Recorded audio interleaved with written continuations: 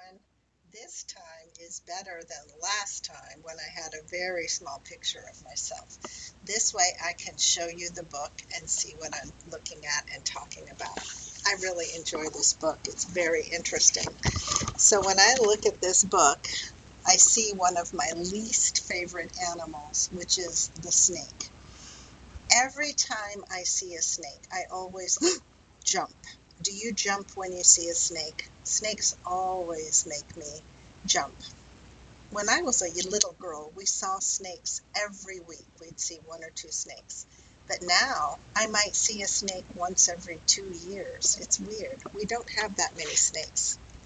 So this is talking about animals in medical research.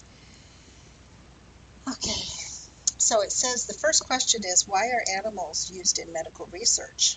I think it's because when we have a new medication, we don't want to test it on a person because if the medication is bad or poisonous, the person could die.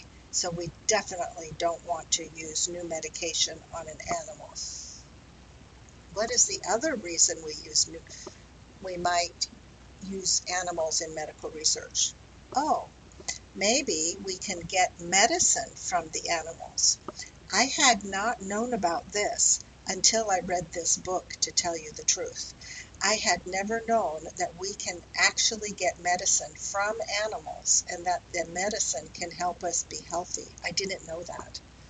Okay, so research involving animals can lead to many medical breakthroughs. A breakthrough is something new that you can find. A breakthrough is something new. For example, scientists often test a new drug on monkeys or rats before giving it to human patients. I knew that. We have to test it on animals before people. This way they can see how effective the drug is or if there are any side effects. Side effects would mean unintended consequences. So for example, you take medication for your heart, a side effect is your hair comes out. That's a side effect. It helps your heart, but then your hair comes out. Bad side effect. Or you take a medication to help your eyes, but then your skin starts to itch. The itch is a side effect of the medication.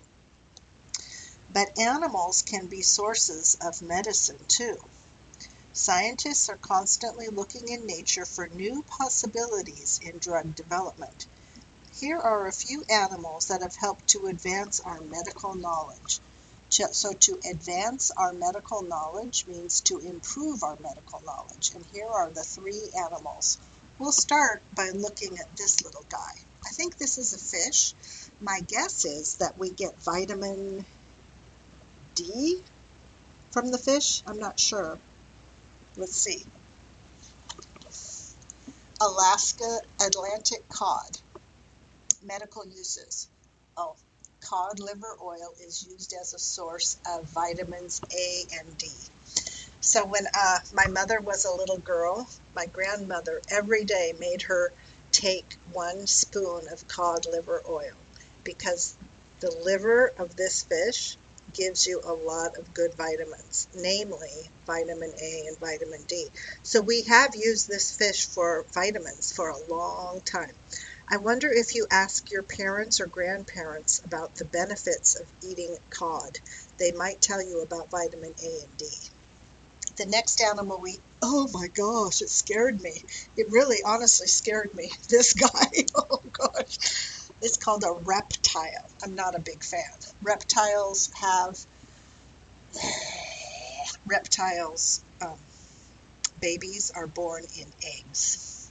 All right, Gila monster, medical use. A hormone in its saliva can treat diabetes.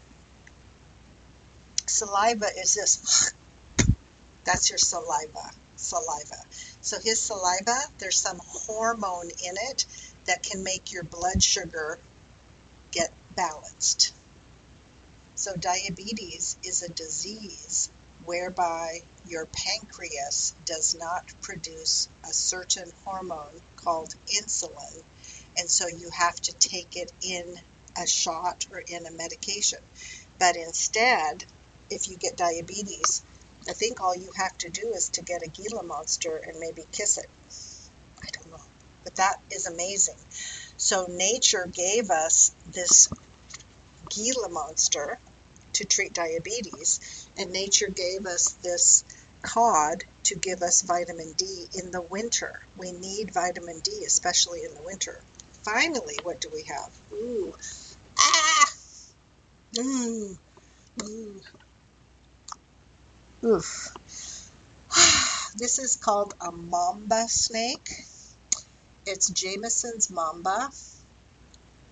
Its venom has been used to develop a drug that treats heart disease. So the venom is what comes with, when they bite you with their teeth and then poison comes out of their teeth? That's called venom. So the venom of this snake is actually used to combat heart disease. Now think about it. Medication should be very cheap because we can find this snake everywhere.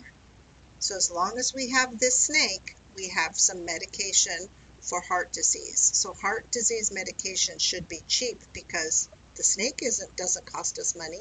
We only have to pay to give the snake food every day, as far as I'm concerned. But I'm just an ESL teacher, so what do I know? Anyways, venom, it tells you here, venom is a toxic liquid produced by animals such as snakes, spiders, and scorpions. It can be deadly to other animals. So if a snake bites you, you have to run to the hospital because the venom in the snake bite will slowly kill you. Oh my gosh, this is interesting. Okay, thank you. We'll look at the next one, the next reading shortly.